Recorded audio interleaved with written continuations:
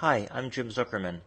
I'm excited to present this video course to you on improving your nature photography because I'm sure you agree with me that getting a great nature picture is really exciting. It makes you feel great as a photographer and it's very fulfilling artistically. So that's what this course is about. I'm going to do my best to give you concrete steps that you can take to dramatically improve your nature photography. Let's get right into it, because I think this first lesson is really important. I call it the classic landscape technique. Let me show you a few pictures that exhibit this technique, and let's dissect them so we can see what makes them good photographs. First, notice the foreground. Those two bushes are close to the camera position, and they give you a nice point of focus. This photograph was taken in the Grand Tetons in winter. I was standing pretty much waist deep in snow, but I walked into the snow to get close to that foreground, and that gave you this incredible perspective. Next, you have complete depth of field. Everything is in focus. In my opinion, without exception, landscape photography requires complete depth of field. And finally, there's a really unique perspective here because I used a wide-angle lens. The wide-angle lens exaggerates depth. It makes the picture seem deeper or longer than it appeared to my eyes when I was there, and that look is very compelling. I used the same technique in this photograph in Namibia. It's obviously a very different landscape with different components, but the photographic technique is the same.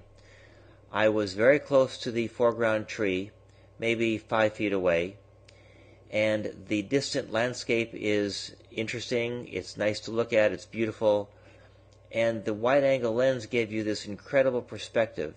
The tree, which was big, it just seems disproportionately large compared to the rest of the picture, and that's because of the wide-angle lens and because I was close to it.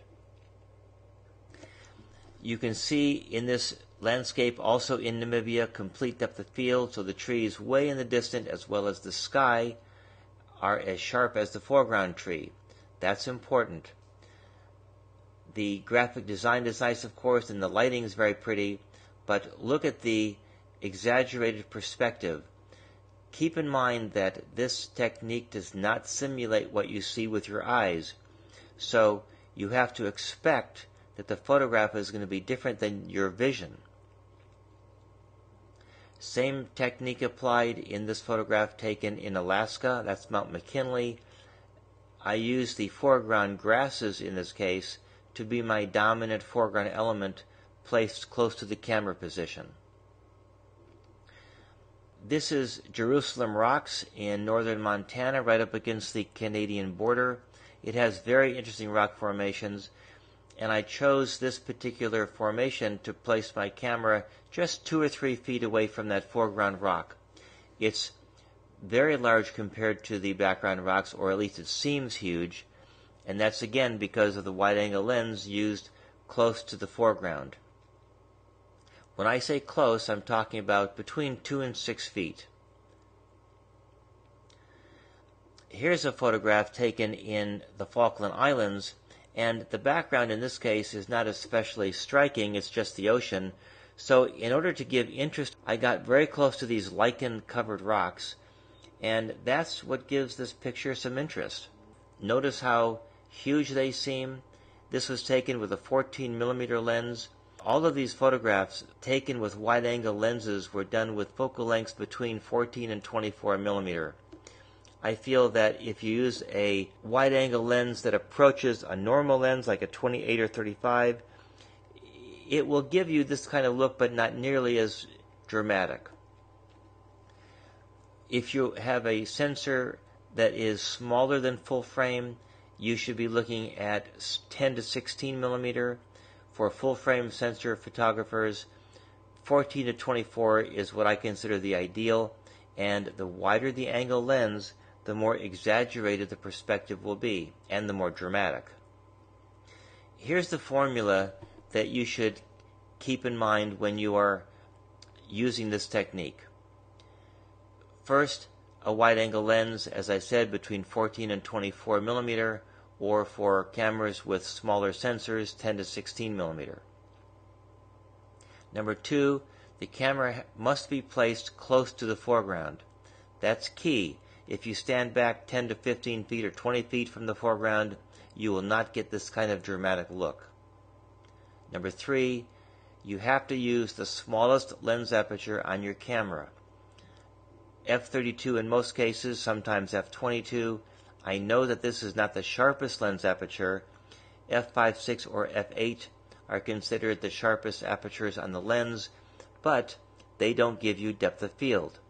They will make the background, well, almost sharp. Or if you focus on the background, it'll make the foreground almost sharp. That's not what you want.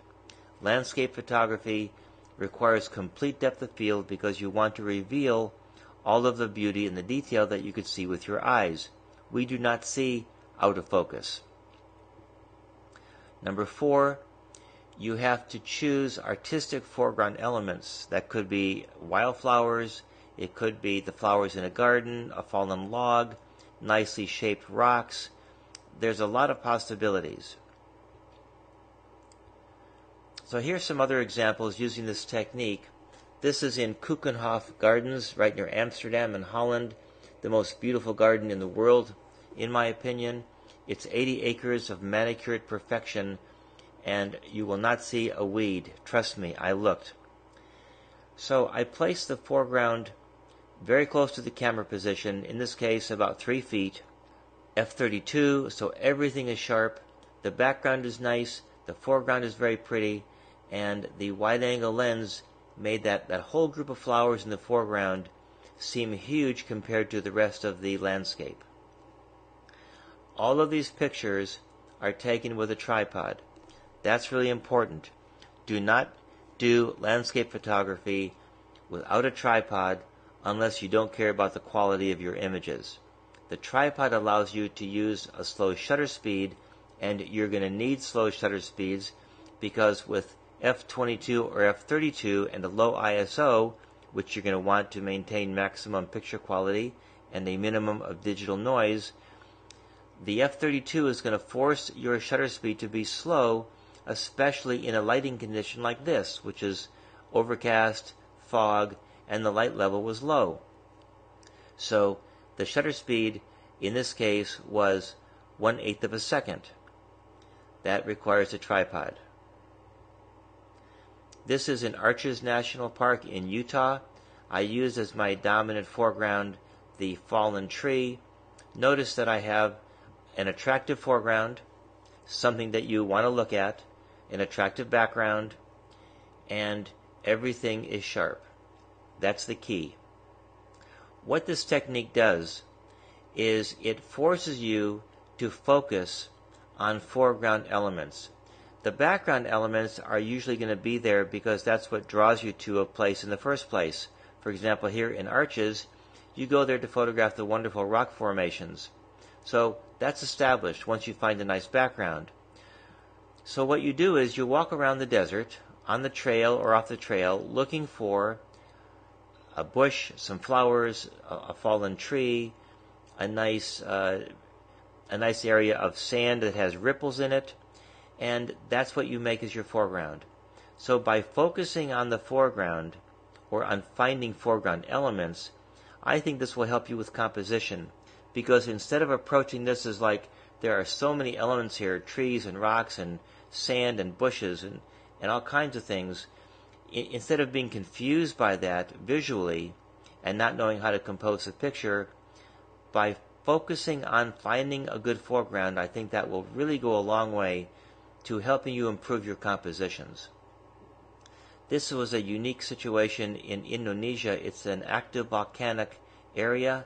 The volcanic lake here is a very unusual mint green color, and I waded through some muck to place my tripod very close to these foreground sulfur-covered rocks because I wanted that as my dominant foreground element.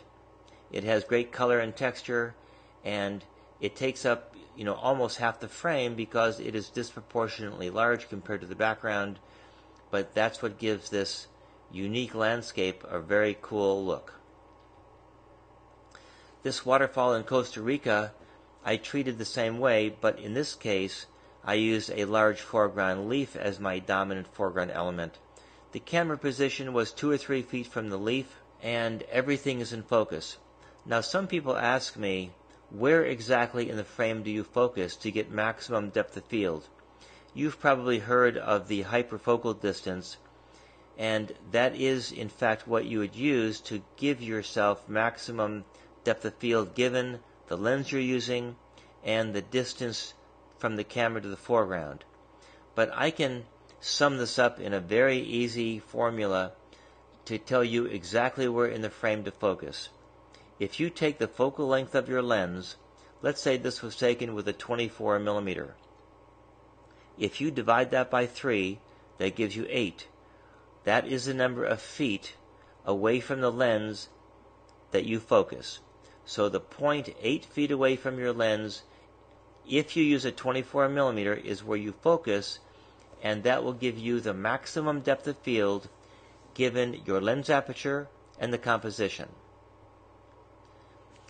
Here is a situation in Iceland where I used a 14 millimeter. So where would I focus into the scene?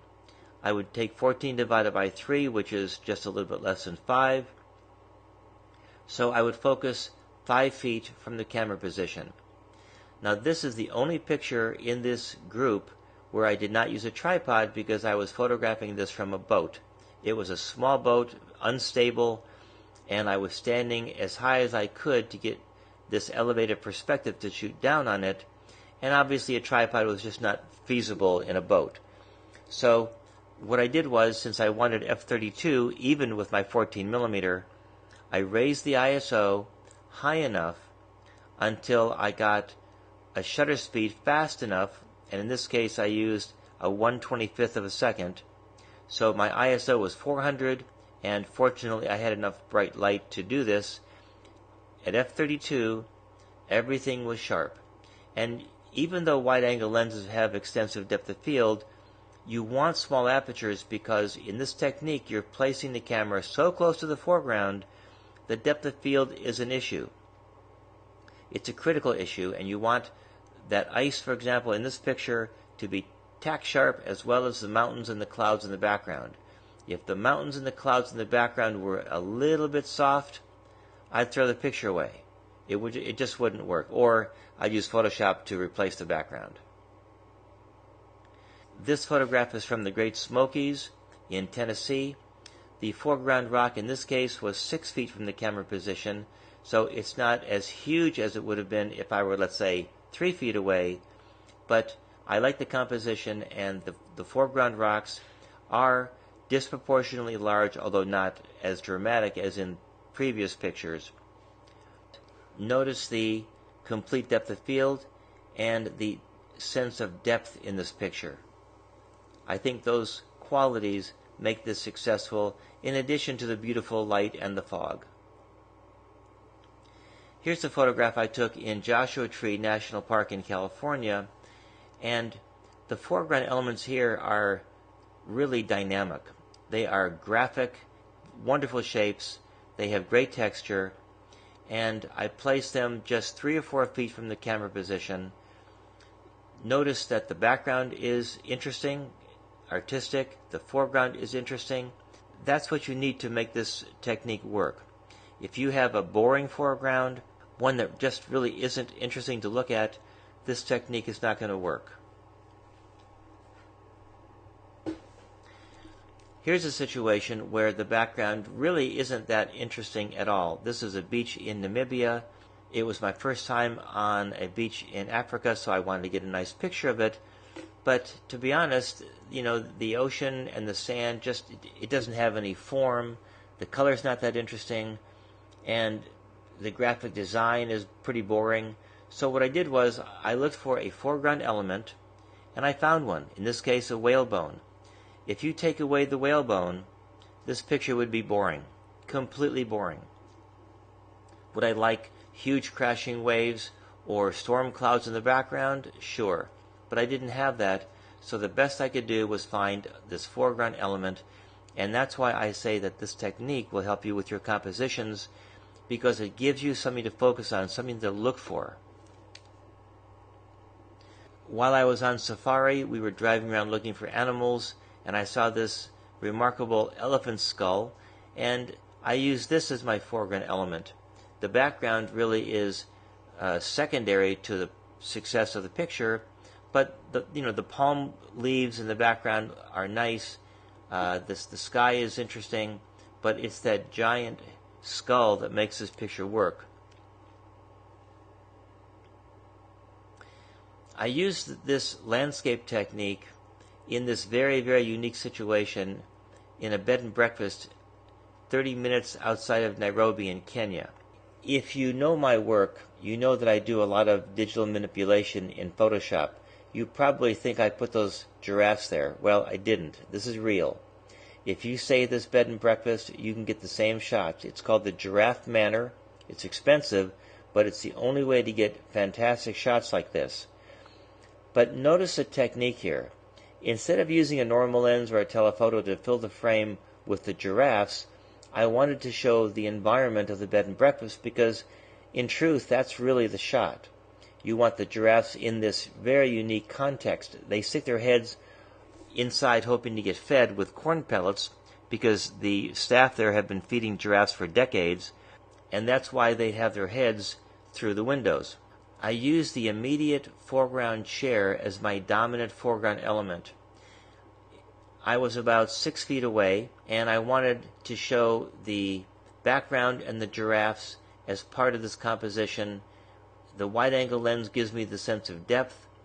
I have good depth of field, even in this fairly low-light environment. I had to raise my ISO to 1000 because I did want a small enough aperture to make sure everything was in focus. If I would have placed the camera closer to the chair, that would have increased the challenge with depth of field. Remember that the closer you get to the foreground, or the more magnified the subject is, the less depth of field you have.